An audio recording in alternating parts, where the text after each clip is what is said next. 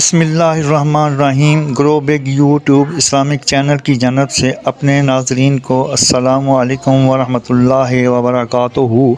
آج ہم پیارے آقا صلی اللہ علیہ وآلہ وسلم کے معجزے کے بارے میں بتائیں گے کہ کعبے کا کعبہ حضور صلی اللہ علیہ وآلہ وسلم کی ولادت ہوئی تو سیدنا عبد المطلب کے گھر میں موجود نہیں تھے۔ کعبہ کی دیوار مرمت کرنے تشریف لے گئے تھے۔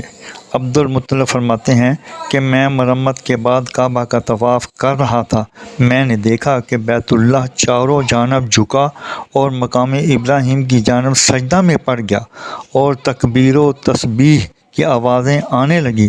تھوڑی دیر بعد کعبہ دیواروں پر کھڑا ہو گیا اور جوف کعبہ سے ندا آئی، سب خوبیاں اللہ کے لیے ہیں جس نے مجھے محمد صلی اللہ علیہ وآلہ وسلم سے مخصوص کر دیا۔ ارکان کعبہ پھر ایک دوسرے کو مبارکباد دینے لگے۔ عبد المطلب فرماتے ہیں کہ میں باب الصفا سے نکل کر آمنہ کے گھر کی جانب روانہ ہوا تو میں نے کچھ فرشتے دیکھے جو کہہ رہے تھے قد جاءکم رسول اللہ۔ میں نے آنکھیں ملتے ہوئے کہا کہ یہ خواب ہے یا بیداری۔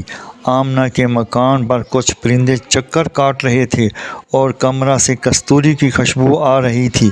میں نے پوچھا کیا ہوا ہے تو مجھے بتایا گیا سید مظہر خیر البشر کی ولادت ہوئی ہے۔ میں نے دروازے پر دستک دی تو آمنہ نے خود دروازہ کھولا، ان پر نفاس کا کچھ اثر نہ تھا۔ میں نے آمنہ سے پوچھا تمہاری پیشانی کی چمک کہاں گئی؟ آمنہ نے کہا وہ چمک دنیا میں اتر آئی ہے۔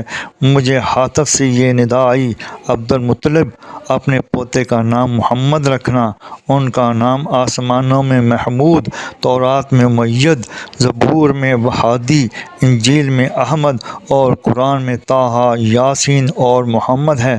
میں نے آمنہ سے کہا مجھے پوتا دکھاؤ۔ آمنہ نے کہا آئیے، وہ کوٹھری میں ہے۔